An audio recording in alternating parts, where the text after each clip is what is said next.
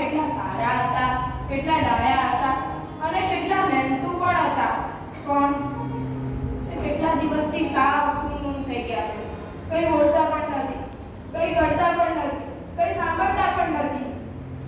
અમે અમારા ફેમિલી ડોક્ટરને પણ બતાવ્યું. તેમણે કહ્યું કે આ મારો વિષય નથી, આ મનોચિકિત્સકનો વિષય છે. મનોચિકિત્સકની વાત સાંભળતા મને અને મારા પરિવારજનોને ધ્રાસકો લાગ્યો. અમે તોય તેમની જોડે બતાવવા ગયા. તેમણે તપાસ કરીને કહ્યું કે તમારા પપ્પાની માનસિક સ્થિતિ ખૂબ જ ગંભીર બની ગઈ છે.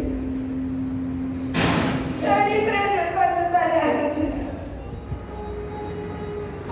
તેનું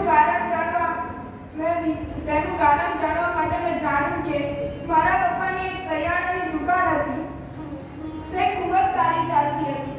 તે હોમ સર્વિસ પણ આપતા હતા.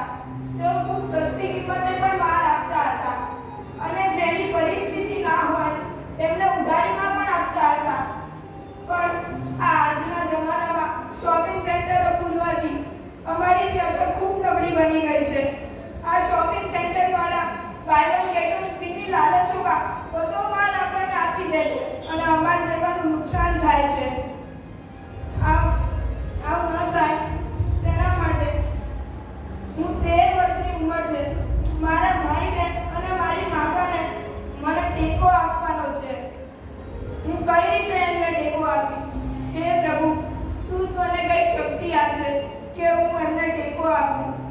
એની સાથે મારા પપ્પાએ એમનો ધંધો ગુમાવ્યો અને તે મારા સ્વસ્થ પપ્પા ગુમાવી દીધા.